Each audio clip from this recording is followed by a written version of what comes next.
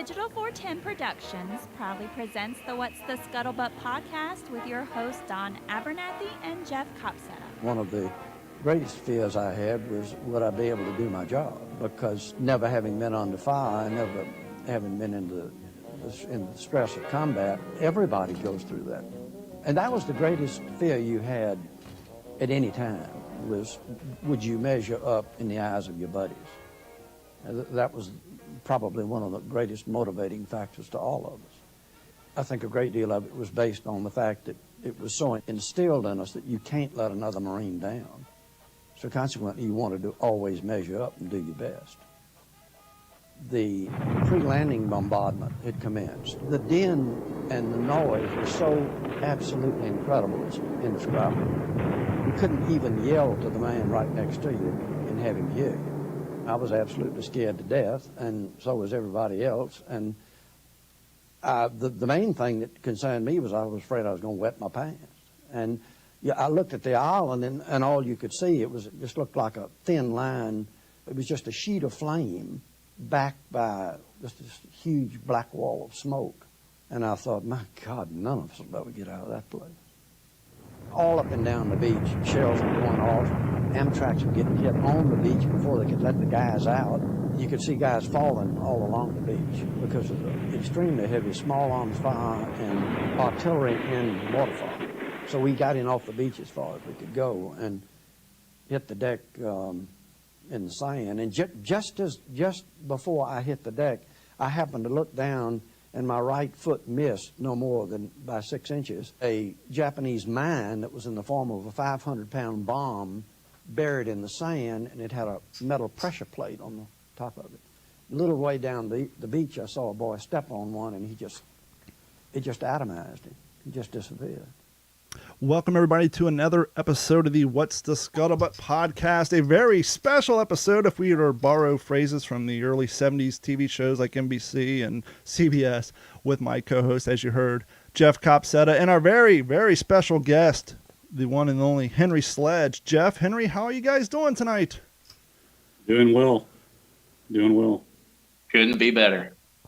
So as you guys just heard, that was a little clip you guys can find on YouTube of the one and only Eugene Sledge talking about his experiences landing on Peleliu. And joining us tonight is his youngest son, Henry, who's going to, share some of their family's experiences with, growing up with their father being who he is and his post-war years. And obviously talk about his book and how the production of the HBO Pacific's come along. And we've been talking for about 30, 40 minutes before the show, and now that we're live, Bailey's in the other room playing with her squeaky toy, as you can hear, which, by the way, Henry, I was ecstatic. Last night I was reading the final chapters of the China Marine. Yeah. And we all know that your father's dog, Deacon, passed away when he was on Okinawa. But he said when he came home, your grandmother's dog, Captain, the Boston Terrier, which I'm a huge Boston Terrier fan, that's what Bailey is, came to greet him at the house. And so it warmed my heart to know that your father came home to a Boston Terrier, which was there to greet him and warm his bed at night, because I'm a huge Boston Terrier. I don't know if that dog is in this picture or not. I think Deacon's in that picture. Yeah. Don't know if you can see it very well. I can't get over this. Jeff and I, for those of y'all following along at home, we've had the unreal experience of getting text messages of photos of your father's P-41, the K-bar, family photos, and it's just unreal to have you here. And I guess first and foremost, we need to give a big thank you to Galen Wagner, who has been on the show for putting us together. I guess I'll leave it to you. Explain to the audience how we came to be here and how you and Galen got hooked up, and how I got a weird text message at 7 a.m. Said, "Hey, would you be interested in having Henry Sledge on your show?" Sure. Yeah. So to put some perspective on that, guys, there is a Facebook group called World War II in the Pacific. I joined that, or I think I was invited to join it, but I joined it, and the Museum of the Marine Corps, I think it was, they do this thing called Marine Monday. Okay. And they put a post up. I had no idea this was going to happen. This kind of stuff just happens all the time.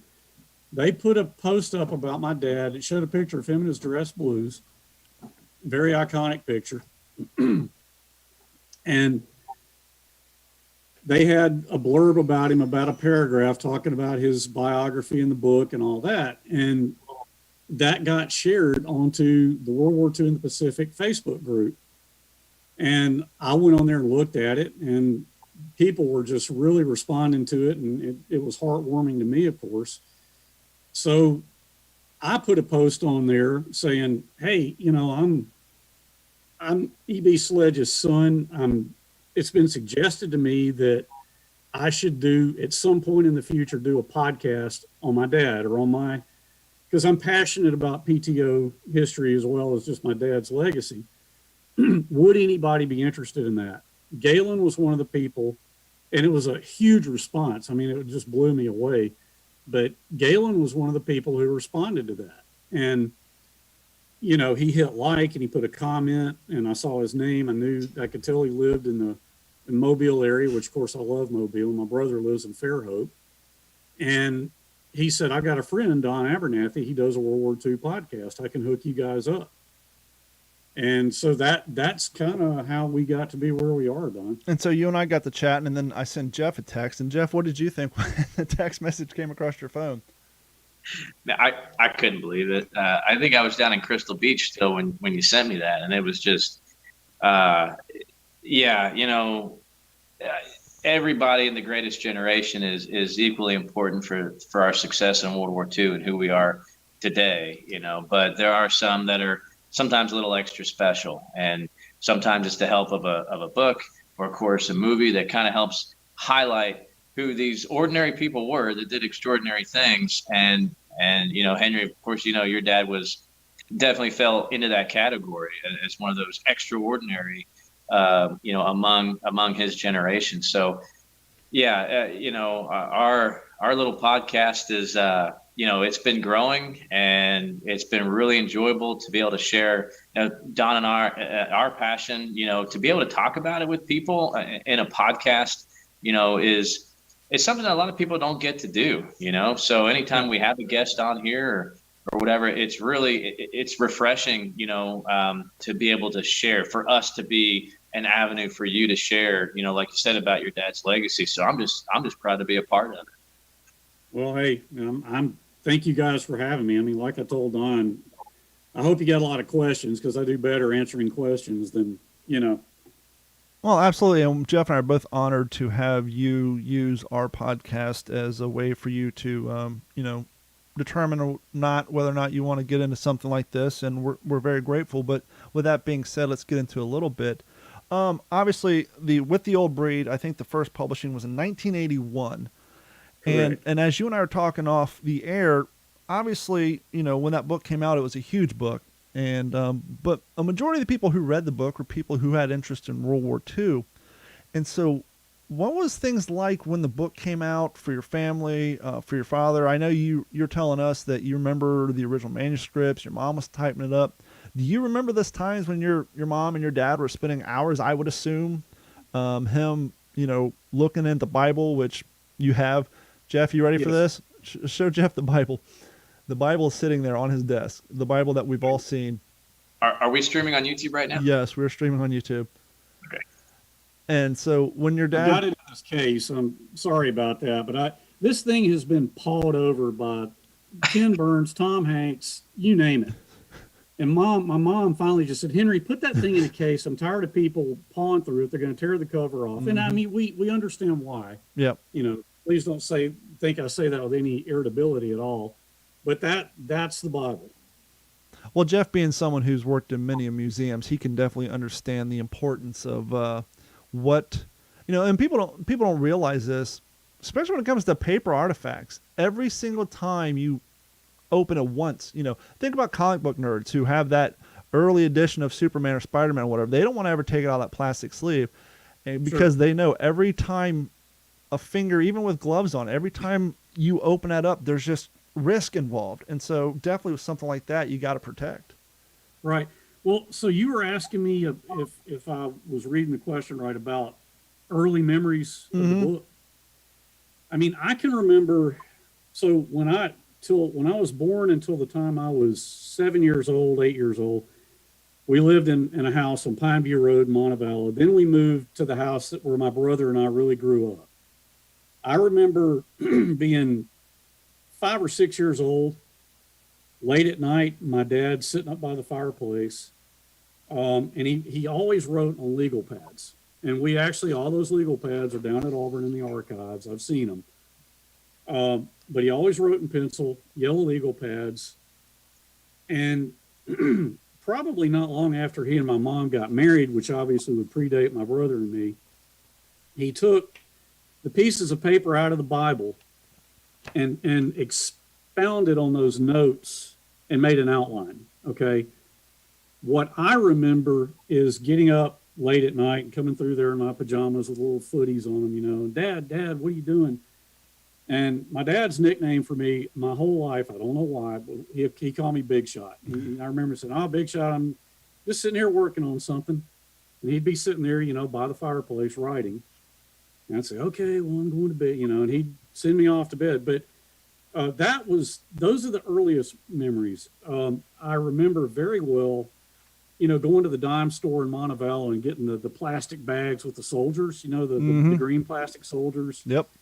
And I would play with those things. And I can remember, now we would have moved at this point, so I'd be like 8 years old or so. I remember being on the floor in the den playing with those little green plastic soldiers and hearing my mom in the laundry room behind the den typing the manuscript. Wow.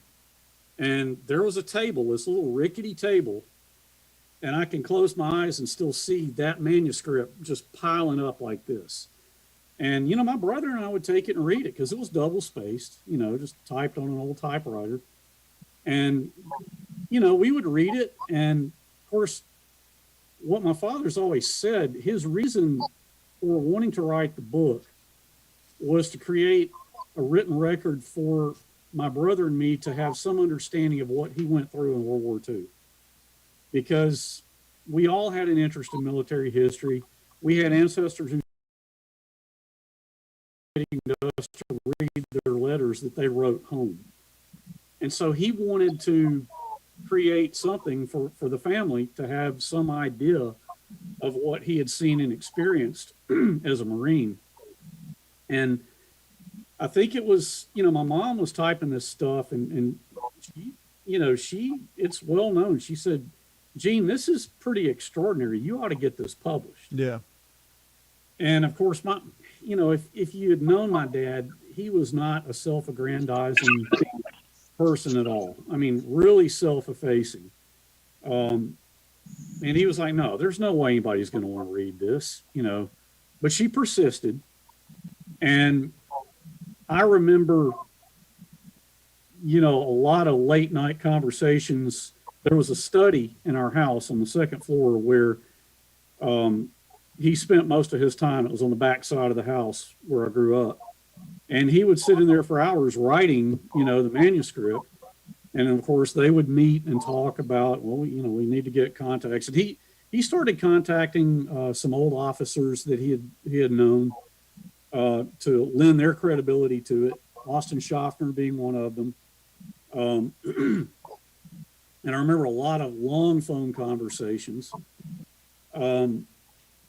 I remember, man, I can close my eyes and still see this huge manila envelope with the manuscript, and he had sent it to a publisher.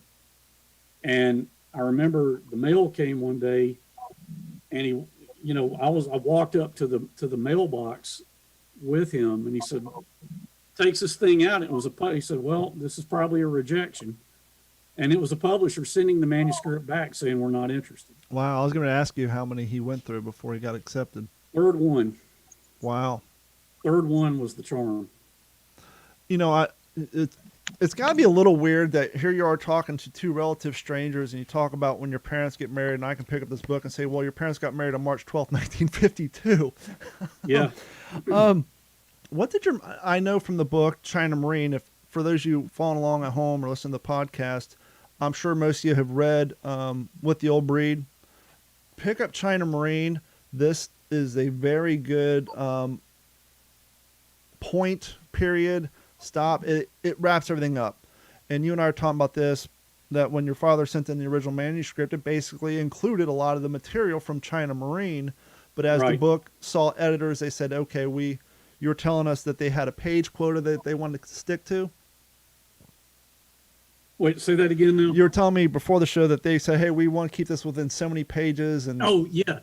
So when Presidio Press, who I think has been bought by Random House, when they agreed to publish the book, 1980-ish, and I can remember my dad and my mom talking about this, and they were like, well, hey, this thing's too big for the average person, 300, 320 pages, something like that. Let's keep it around that.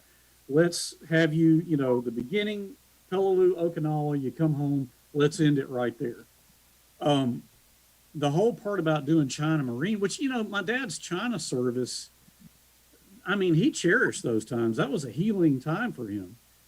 And I mean, really, Don, you just read China Marine. It's been years since I read it. That episode, that part in there where they're on the ramparts of that fort watching the Japanese tank column go out at dusk, and my dad, and maybe I'm getting ahead of things. Maybe I shouldn't go into all that. You can go into it. Well, the reason I bring up is, one, in this book, your father explains that he met your mom at a friend's wedding. But yes, to rewind real quick to what you're getting at, I'm a World War II guy, and Jeff, you may be the same way, but then again, you're more military minded. Maybe you knew. I just assumed, okay, 1945. We know from with the old breed, the horrible story said on Okinawa, they got to the one shore. They said, okay, turn around, walk the other direction, and clean up the battlefield and bury the dead, which your father was very resentful for. Right. Obviously, but the fact that people don't realize that China had a power vacuum, kind of like we're seeing right now in the Middle East. Won't get into that. But China had a power vacuum, and you had the China Nationalist Army, which was allied with the United States, and the Air Force, or the Army Air Corps, was flying in nationalist soldiers trying to get them through northern China. But you had the Communist Party coming up. And as you're saying, here your father was, and other members of his, K-35 who were assigned there, they're sitting in this fort, if you were, and the Japanese who are still there are now fighting on the side of the China nationalists, and for him and for us, the war is over, but he's got artillery flying over his head as he said in there, I don't know what they're thinking, but for some reason the China nationalists, they fire their artillery at the same exact time every night, so by clockwork, so all the communists have to do is get in their bunkers and wait until the 3 minutes passed. But the war's over for him, but here he is, could very well have a short round. There were Marines over there who lost their lives in those skirmishes, protecting those trains, and he's watching these Japanese soldiers, Jeff, if you can imagine this, with a tank, and he's standing there with the same Thompson he had on Okinawa. How do you go from fighting an enemy for 2 years, sleeping in foxholes with one eye open, waiting on a bonsai charge? You're conditioned to shoot when you see one, and now you got a whole platoon walking past you, and you got to prevent from doing what you're trying to do, which is shoot them, because now all of a sudden they're on your team, and he's just watching them go out to fight against to help the nationalist Chinese army fight against the Chinese communists. It's just mind-blowing that you're literally seeing, I mean, the way my dad described that, they're on the ramparts of the fort, it's dusk, and their orders were be locked and loaded, but you're there to just don't intervene. Don't fire unless you're fired upon. Protect yourself. And he said, he writes here, they hear the hobble news. It's a column of like 50 troops and maybe 2 Type 95 tanks. And, the dust is stirred up, the tank's headlights are on, and it's cutting through the dust. And as the tanks pass under them, and the troops are, in their helmets and everything, and the tanks under them, and the commander in one of the turrets has the turret open. He's got his ceremonial headdress, his ceremonial samurai, white gloves, and he looks up at him and salutes as he goes by. And my dad, I remember him and me talking about that. And, oh, my boy, we're up there going, we've been killing these SOBs for 2 years, and now they're our allies. It was literally, if you think about it, and you've already done a great job setting it up, Don, it was the beginning of the Cold War, which defined the period that I grew up in. You know, I remember when the Russians went into Afghanistan in 77 and being terrified of seeing Leonid Brezhnev. I mean, I was like, man, this guy's going to drop a nuclear, you know, he's going to shoot missiles at us. But not only were they the Allies, but they had on the same damn uniform that he was shooting at 6 months before. Right. So it's not like, okay, here's Japs, but they're in, you know, uniform change. No, same uniform, same gear, same equipment. And you know, these guys have PTSD. They've had nightmares. They've been seeing these guys in their sleep, and here they are watching them and just fighting the urge to do what they've been trained to do for years. And it's just, to me, that part was crazy. But he goes on in great detail about his relationships with the family and I want to bring this up. I know during your time growing up, did your father bring up the preacher and the family that he stayed with over in China off and on throughout your childhood, or was it just come up every once in a while? I think it's Father Marcel. So you hear so many people say, well, my grandfather was here, there, or wherever, but he never talked about it. Okay. For whatever reason, my father was not taciturn about it at all. Okay. I mean, I can remember, and if I stray too much in trying to answer your question, I apologize. No worries. But, you know, there was, what I'm trying to say is there wasn't much about it all that he didn't talk about. I mean, you know, he didn't talk about the blood and the gore when I was a little kid. Sure. But, you know, I can remember being out. In fact, there's a picture of me out in the yard. I was probably 4 years old with my little play bench set, you know, workbench in the backyard. And my dad's in the background with his HBT cap, just like you guys are wearing. I mean, I know that's a later model actually with a screen printed EGA, but he had his HBT cap, which I've got it back there in the closet behind me. And he would wear it when he'd be out in the yard doing yard work. Now we're talking, you know, 1969 probably. It's a lot more threadbare now, I'm sure. know, but I've got it. But you know, I can remember. But to stick to your question about the Chinese family, my knowledge of that was not so factual. I mean, I was aware that he had been in China after World War II. Yeah. Yeah, it was Dr. Song, his family. Funny thing, you're talking about my hat. It's very hard to find reproductions that don't have the EGA on it, and Jeff can attest this. I did find one. It's actually on a slow boat from China right now. I did find one on eBay the other day, and it says no logo, because when I bought this one's actually close to 7 years old now. It's got rust spots on it. It's super salty from the Florida sun. It looks great, but I wish it didn't have the EGA on it, but I actually have one coming. Did World War II Impressions? I think I got one from them years ago. This particular one, when I first got into the hobby, I got this one off eBay years ago. But go ahead, Jeff. You know, you've ordered a lot of uniforms from these guys. Yeah, I mean, I maybe I'm mistaken, but I thought it was identical to the cover that the Army was issued. No, it's got a shorter bill on it, and it has these. The Army one is more rounded, whereas the Marine Corps kind of had these, for lack of a better term, I'm going to say seams on them, or inseams. It kind of makes these little points, whereas the Army one's more rounded like a baseball cap, and the bill's a little shorter. I mean, I'd have to step away from the camera, but I can get my dad's if you want to see it. By all means. All right, give me a minute. And that's something, Jeff, maybe we can do on the next episode. I have my Army one. They are a little different, believe it or not. But yeah, I think the bills are a little shorter. I could be wrong, but they seem to have a little bit of a different shape. It could be, yeah, it could be the bill. I mean, I know you can kind of shape an Army to look like an 8-point cover. Yeah. But yeah, I know maybe there is a difference. I thought they were quite similar. No, they but yeah, got a little bit different to them. It could be different. But yeah, so definitely for you guys, and we're going to get into with the old breed and the making of the Pacific Wow, and that's actually his pen EJ on there. Yes, That's amazing. It's, you know, it's pretty well worn, but does it ever occur to you that these things that you have, people would just die to just remotely even have one item in their collection? Like, show everybody at home the K-bar. And I want to bring this up. In the China Marine, at the very end, when he gets home, he went to Camp Lejeune. He had to fill out a document, and they had an itemized list of all the things that you were expected to return. And the 2 things that he said he intentionally did not return, he listed as lost in the war, was that K-bar knife and his haversack. Did you see that haversack? Was that haversack around your house growing up? Do you guys still have the haversack? This is mind-blowing to me. That's amazing. Can you see his name? Yeah, it's right there, Sledgehammer.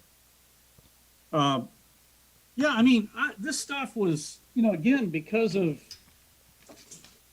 Oh, I didn't. So you guys want to see the 45 he carried? Now, Jeff, you're very familiar with the HBO of the Pacific, right? Oh yeah, of course. Of course, and Henry and I were talking about this. That is the gun that Henry's grandfather sent to his father. And now, for those of you watching at home or listening to the podcast, you think, wait a minute. In the HBO of the Pacific, he was sent a revolver. And Henry and I had a very long discussion about this before we went on the air when we were doing troubleshooting. Apparently, that was a decision made by, well, according to the Scuttlebutt, that was passed down through Henry's connection with the production, is that was a last-minute decision, allegedly perhaps made by Dick Dye. But Henry was explaining to me that during the production, and maybe we should back up a little bit, but anyhow, we'll get to it.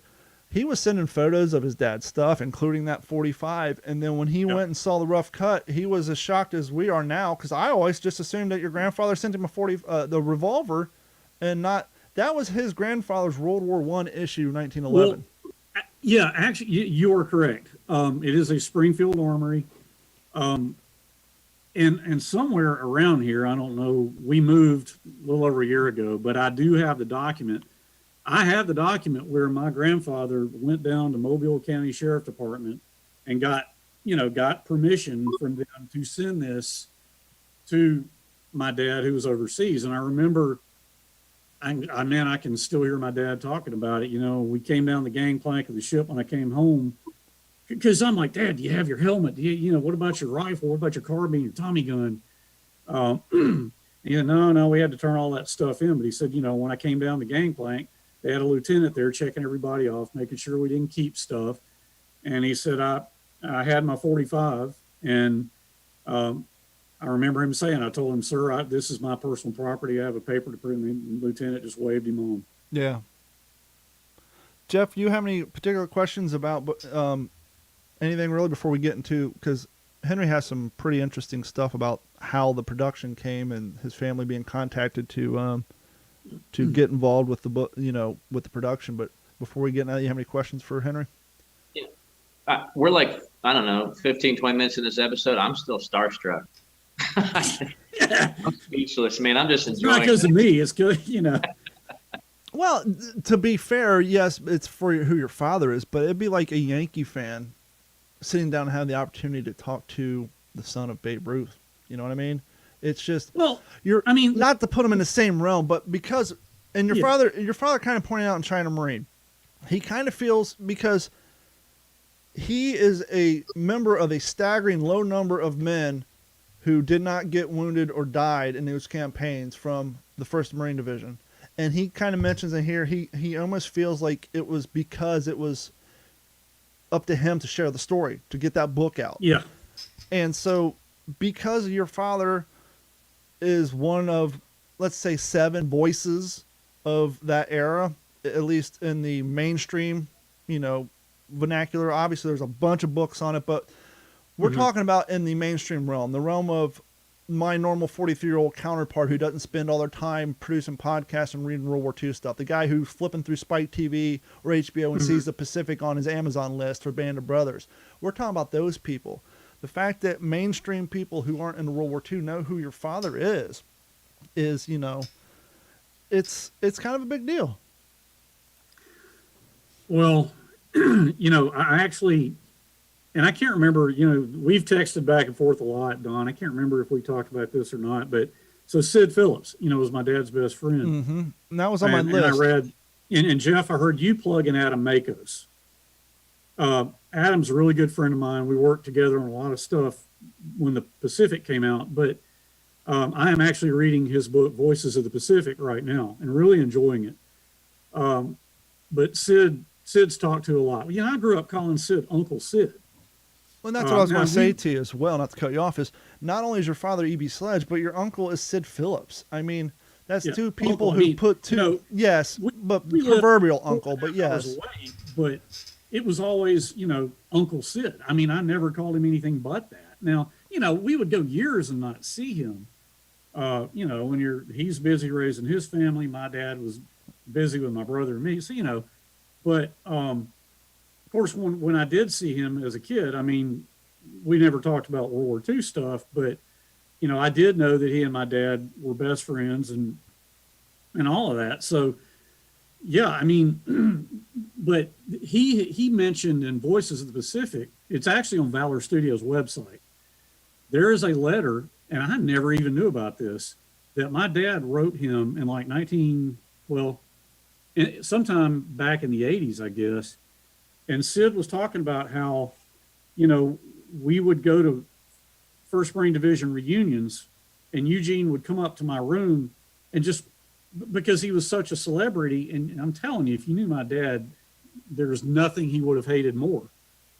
And he just would go to Sid's room and hide out. He wanted to see his buddies, but you know, everybody wanted to meet him and introduce him to their wives and all that. And he was I mean, he could be very well spoken and very outspoken, but just not at all self-aggrandizing, you know. But yeah, I remember that really well.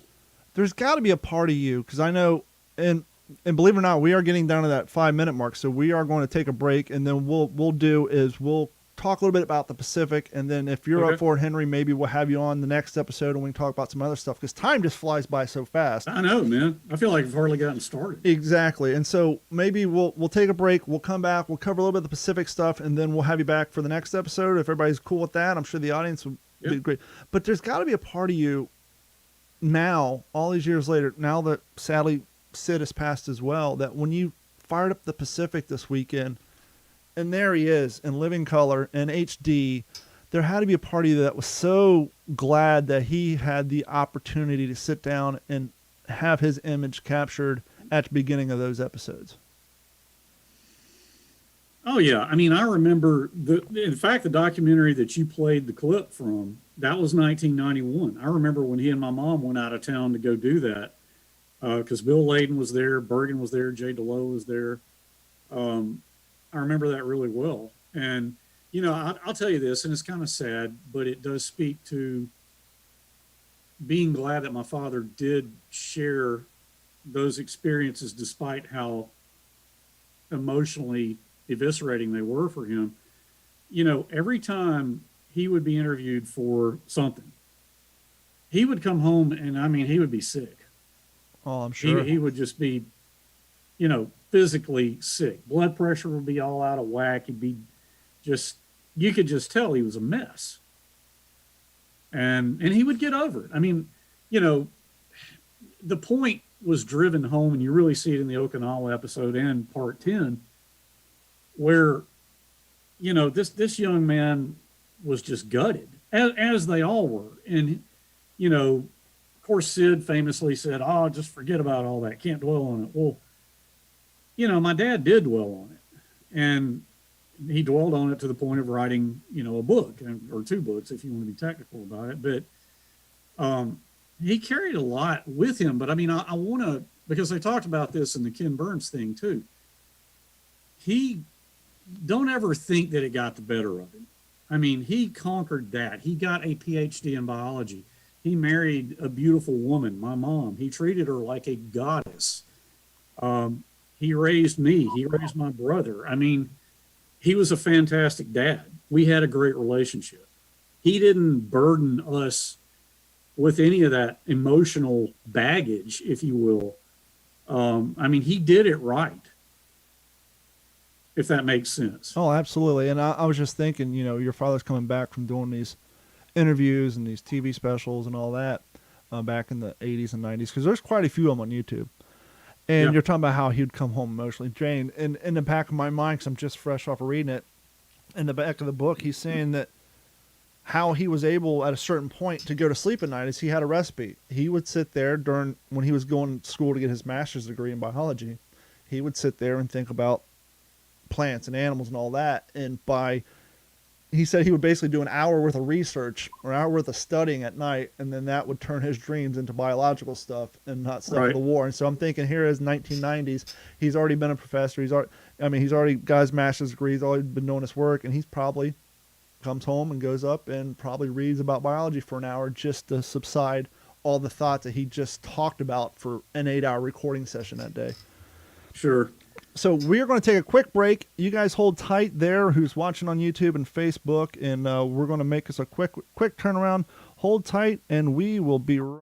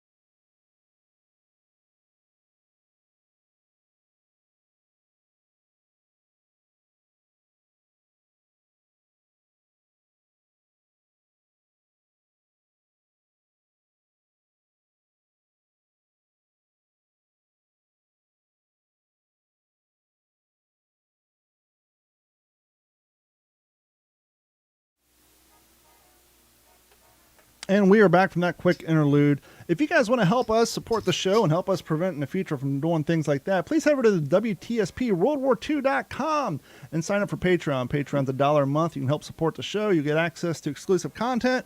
And if you sign up for the $7.40 a month plan, you'll get a free t-shirt after month 2. And also, while you're at the website, WTSPWorldWar2.com, go ahead and click on the social link and find our YouTube channel and subscribe to that. And as always, this episode of the What's the Scuttlebutt podcast is brought to you by our friends at Computers. At Computers has been providing IT solutions for Southwest Florida since 2004. And even if you don't live in Southwest Florida, they can help you by giving them a call at 239-283-1120. With your assistance, as long as your internet works, of course, they can run your computer and help you with all your computer programs. Now that we got all that stuff out of the way, let's get back to it. Once again, we are here with Jeff and Henry Sledge. Jeff, do you have any, I'll let you go ahead and let's get into the Pacific television show side of this. And you have any questions or lead-ups for that you want to help toss in here? I guess it's inevitable. We're going to have to talk about the miniseries eventually with Henry. And I know nobody's asked him about it before. I don't have anything specific. I was actually hoping that maybe some of our listeners would kind of would creep in here and have a question about something with production or detail here and there. I don't have any specifically. I mean, I'm pretty well aware of that intensive project that it must have been, and that there's people like Don and I that if there is inaccuracy, we're gonna point it out and be the ones to bring it to light. As opposed to Right. they got right. I try not to do that. I try to kind of, give everybody the benefit of the doubt. And like I said, when Don mentioned about Dale Dye making that call last Allegedly. minute, basically essentially changed the 1911 to a revolver.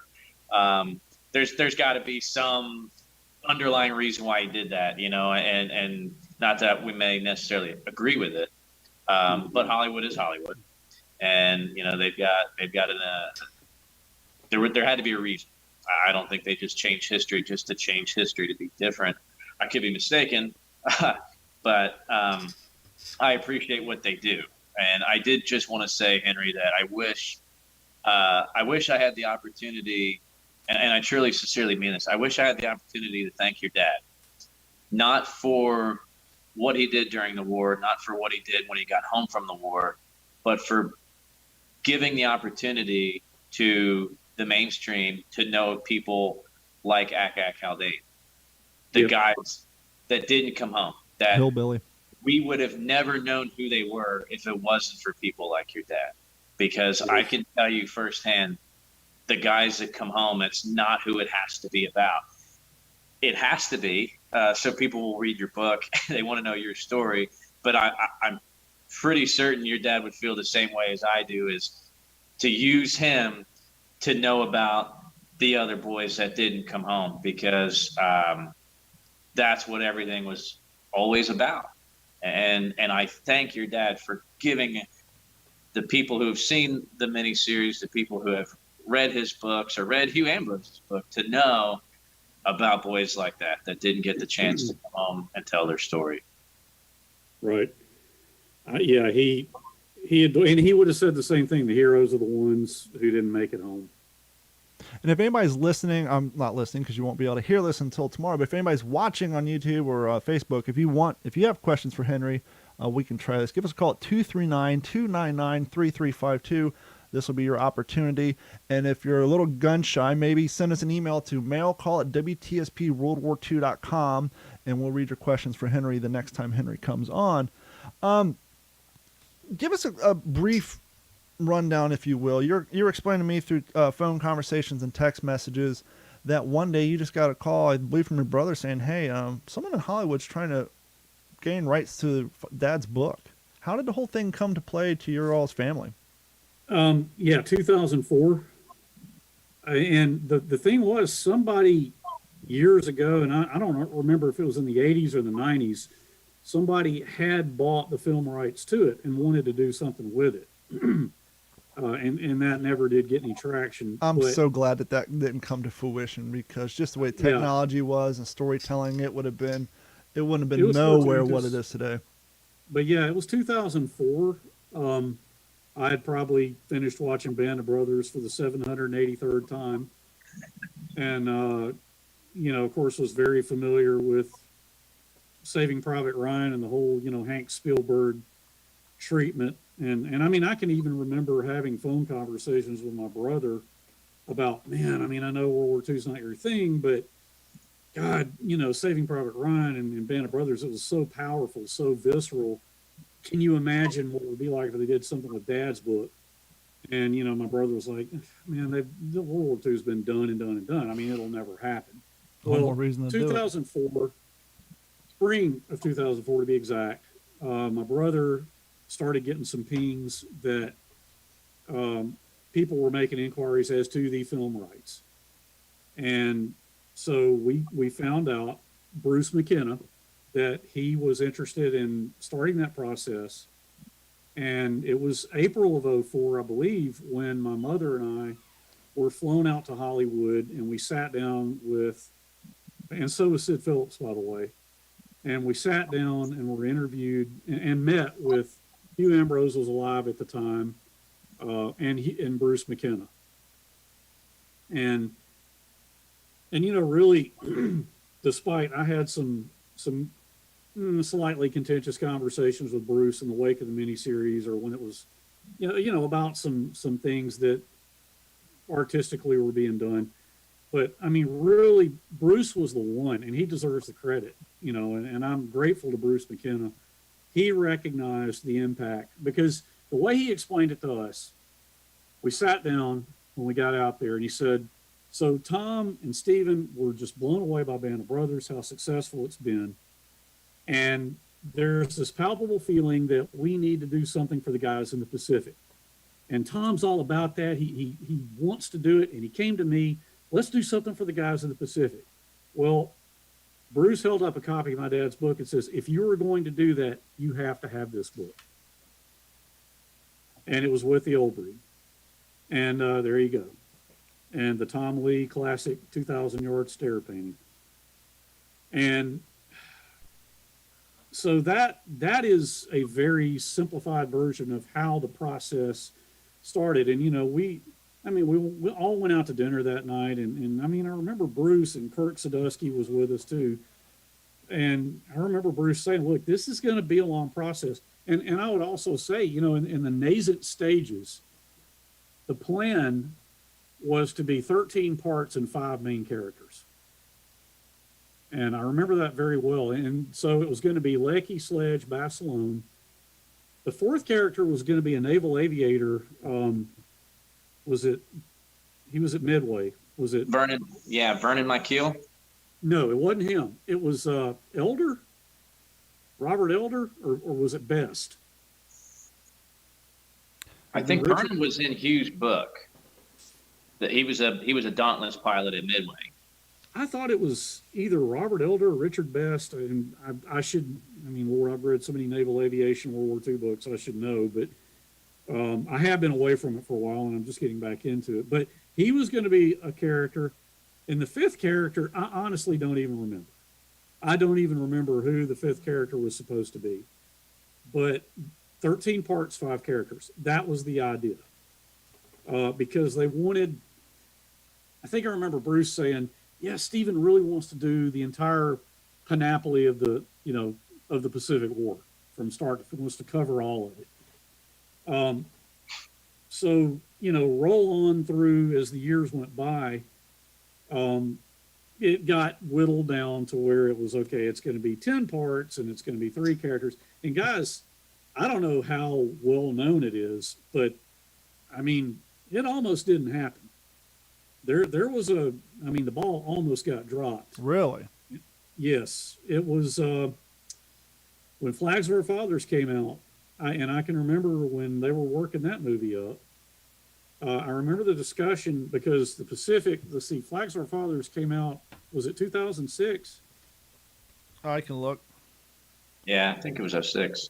The Pacific was not officially, in the expression that Bruce used with us through the whole process was getting greenlit. Mm-hmm. Getting greenlit. This thing, it doesn't matter what we do, how much money we spend, who we talk to, how excited we get. If it's not greenlit, it doesn't happen. And greenlit is where the suits at HBO sit down with Tom Hanks and whoever, and they go, okay, you're greenlit, go. We'll start writing the checks.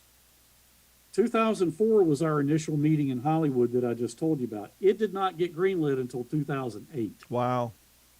So Flags of Our Fathers came out, and I remember,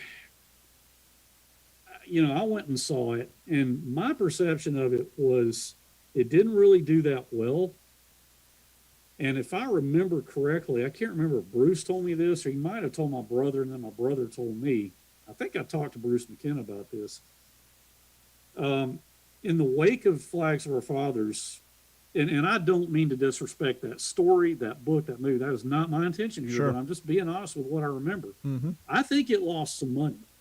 Yeah. And if I remember correctly, Bruce had to get on a plane and go see Tom Hanks because Tom Hanks was actually saying, hey, maybe World War II isn't relevant anymore. Maybe we don't need to do this. Well, Hollywood's synonymous for that. Anytime you have a project that has just the same theme as another project, if the original project doesn't do well, it'll put that stink on other projects that may have nothing to do with it other than the same setting. It happens all the time. Bruce had to go. He got on a plane and went to see Tom because Tom was ready to just pull the plug on it. Maybe it's not relevant. Maybe, you know, we've had Band of Brothers, Saving Private Ryan, and now this thing's not doing that great. It's not making money. And I may be wrong, guys, but I thought Flags of Our Fathers lost like $60 million. Wow. I could be wrong. If I am, I apologize. But I just remember the perception. It really did not do that well. But he got on a plane, went to see Tom Hanks, got him back on board, assured him, yes, Tom, it is relevant. It will always be relevant. We need to do this. And so things got back on track. And then in 2008, we got the call, hey, HBO greenlit it. We're a go. It's happening. Yeah, according to Wikipedia, although it was considered a box office failure, only grossing $65.9 million against the $90 million budget. So they definitely lost some money there. You know, it's funny you used the phrase, and I told you about this on the phone. When I came across this book, it was because of the documentary that came out on PBS called The War, and Yes. in that, and I found the book, the hard copy, at Books A Million on sale, and it has Sid Phillips has a chapter in there, and he says, because my buddy Eugene was a better writer than I ever will be, I want to introduce this paragraph from his book with the old breed, to which I quickly went out on eBay and found this at the time for a steal at $13 because the miniseries hasn't been out yet. And I read this, and I went to Carrie at the time, and I said the same thing that he said. If I literally told her, I was so just floored by this book. I said, if they ever do a miniseries like Band of Brothers, it has to be about this. And I think it was like 7 months later they came out, oh, they're making the Pacific, and it's going to be about Eugene Sledge. And I was so happy. But we were kind of talking about some of the inaccuracies earlier about the change of the 45. And it's a good thing that Bruce was such a good contact for you as far during production, because there was another thing that the director was wanting to change, and Bruce wasn't down for it, and he knew you wouldn't be down for it, but he had to do his due diligence by reaching out to you and share that story with the listeners, because the people who watch the Pacific will find this quite interesting. Yeah, and by the way, I mean, I will share that, but let me just say, I sat down and watched it last week for the first time since 2010. Okay, because in 2010, when I saw it when it released, I was not happy with it. Let me assure everybody, if anybody really cares, I like it. I think they did a good job. Well, and at the time, like you were just saying, years had gone by that you were working on this project. Yeah. And so, you know, you had a lot invested in it. And before you get to your rewatch, how did you feel about the choosing of the actor to portray your father, Joseph Mazzella? Yeah, I remember the first time Joe called us. I think they made a good choice. You know, there was definitely a physical resemblance. I will say this, and with no disrespect to anybody, I think the real Sledgehammer was maybe a little tougher than the way he was portrayed. Well, he was the kid from Jurassic Park, after all. That's where I knew him from originally. It's like, Well, that's the kid from Jurassic Park. Joe's a nice kid. He did a good job. But, I mean, and I understand. So to defend the way it was done, you know, like the scene where they're moving inland off the beach, and, you know, Akax was, Sledge, goddamn it, you gotta get out of that hole now. Come on, Sledge. You know, I mean, if my dad really wrote it accurately, and I'm pretty sure he did because he was a stickler for the truth, you know, he wasn't hiding in a hole having to be told to get out. And I'm not being disrespectful of the way Joe played the part, because I do think he put his heart into it, but to try to see it from the perspective of the filmmakers, they had to show in his character arc, okay, they had to show the evolution of this kid from Mobile from a genteel background, and he was. From the boy with the heart murmur. Was a doctor. They were pretty well off. And here he is with these young men who came from more blue-collar, rougher backgrounds. But my dad volunteered for it. He wanted to be there. He wanted to go. And there he was. And it's all hell breaking loose at Peleliu on D-Day, but it was for everybody. And they had to show that character evolution from just deer in the headlights, oh my God, what have I got myself into? And then he evolves into, on Okinawa, you know, try these. It helps with the drainage. You know, you see that evolution where he's kind of taking charge. You know, Snafu's over the Sledgehammer, check them out, you know. And, you know, okay, Snafu, let's get these boots. Come on. You know, I mean, you can see the evolution. And Jeff and I have talked about this in past episodes, especially when it comes to Band of Brothers. As you said, you got 10 episodes. You have so many characters. You're trying to get across the broader audience the maturing, the hardening of people. in this environment. And so sometimes you have to take an important subject matter, an important thing that happened to a bunch of people that may not have happened to your particular character, and append that story to that character just to get a point across that, you know, not everybody who hit the beach were gun-ho, hard-ass guys. They're, you know, Sid Phillips turned 16 on Guadalcanal. They were freaking kids. Let me stop you. Sid was 17 when he went. He turned 18 on Guadalcanal. Okay. Yeah, you're right. He turned 18 on Guadalcanal. But sorry to interrupt. No, not at all. But there. So back to, you know, and plus I just watched a series too. To give them a little credit, he tried to get out of the foxhole. He slid back in, and then they came screaming, "Get your ass out of there!" But back to the main point.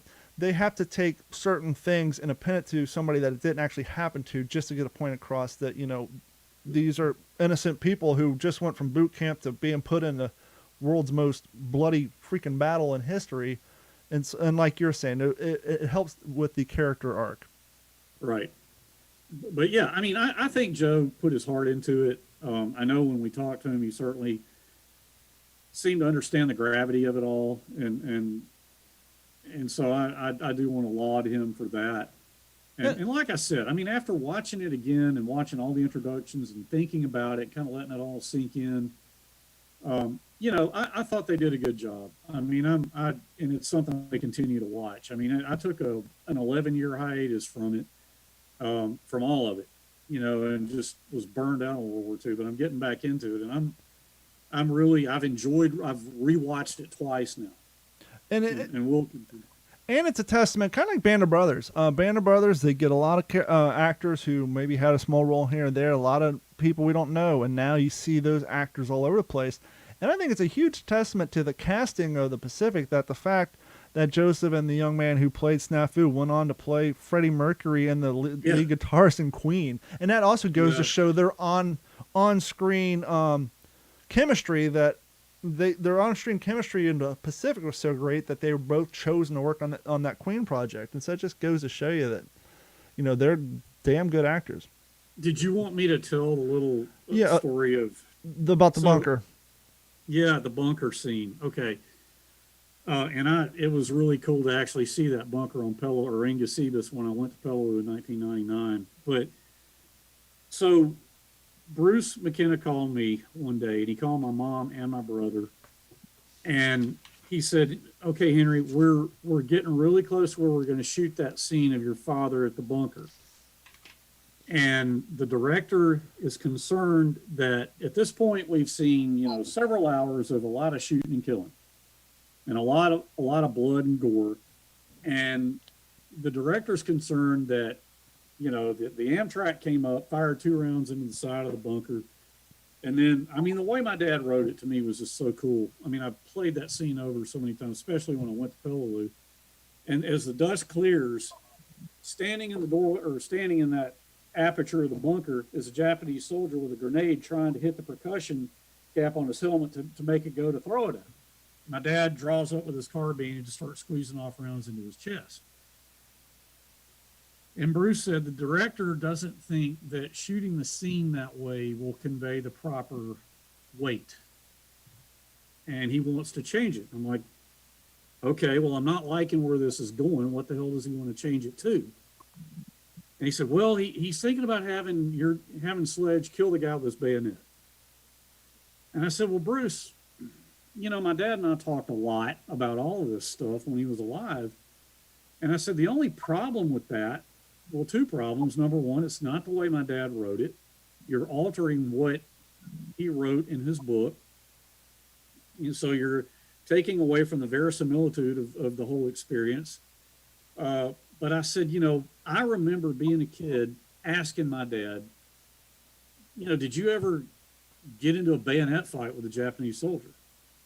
And I remember my dad saying, hell no, I never let him get that close to me. You know, we had the carbine, we had the 45, we had the M1. I wasn't going to let him get that close to me. And the Japanese were well known for their skill. Let me show you this.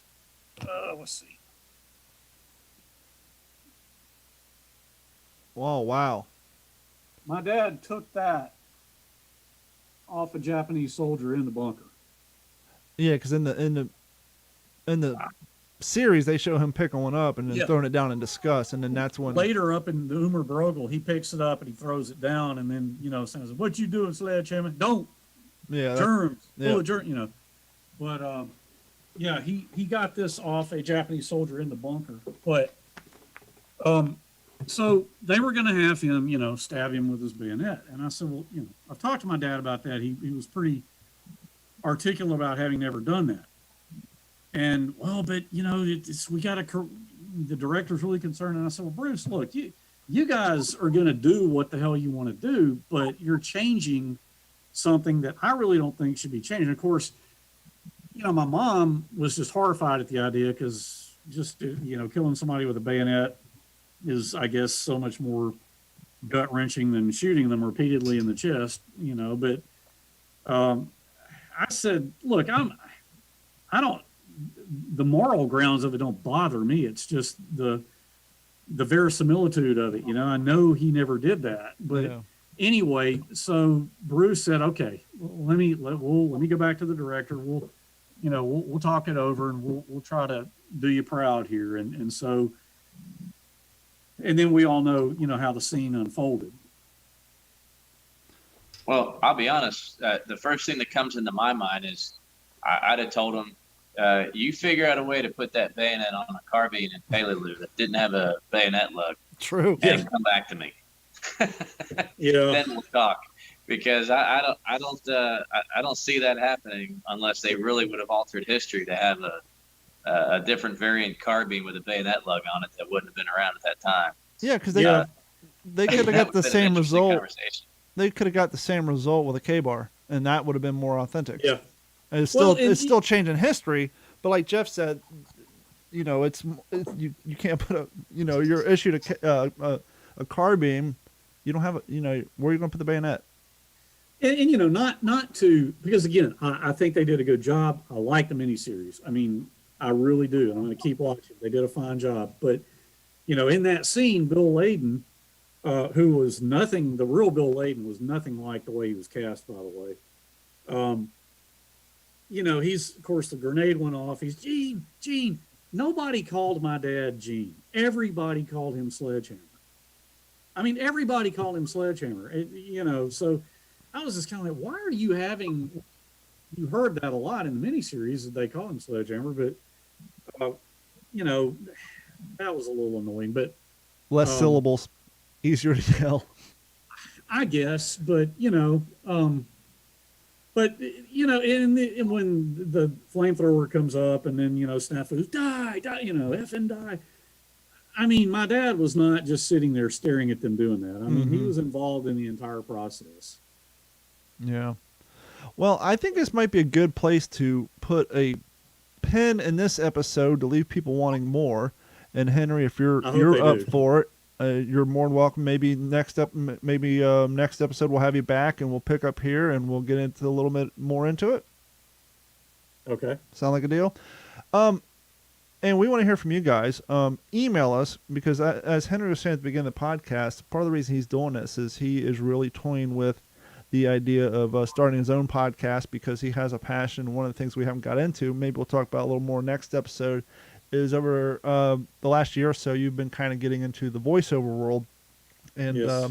And so we thought, well, what a better way to get comfortable behind a microphone, get comfortable reading copy and getting into the world of voiceover work than not only doing a podcast, but doing a podcast, sharing more of your father's stories and life that wasn't covered in a miniseries and didn't meet that 333 page quota in the book. And I think you have a lot of interesting stuff that you can to share. And I would not be surprised that when you start your podcast, if more family members of some of the people that your father served with start sending stuff your way, and it would be amazing to see where it goes. So email us questions for Henry, and email us, let us know your thoughts on Henry starting up a podcast. I told him off the air I'd be more than happy to help him figure out the logistics, all that, and all that good stuff.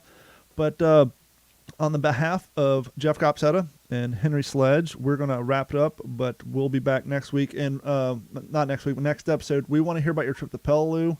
You and I have talked about it off the air, And I've talked to other people who's visited those battlegrounds, not only Pacific but even in Europe, that once you're there and you see it in living color with your own eyes, it's got to make reading the books or watching the TV shows and the history document, it's just got to change everything because you've been there, you've walked that ground, and not to mention the fact that your father was there, and that in itself has just got to be incredible to be there. So we're going to wrap it up. Henry, thank you so much. It's been a true pleasure. I know Jeff's enjoyed it as well. Yeah, I enjoyed it too. I mean, I hope, like I said, keep watching the miniseries. I thoroughly enjoyed it. I thought it was good. But I hope people enjoyed this. I mean, I hope they'll want to hear more. Jeff, you got any closing thoughts, friend?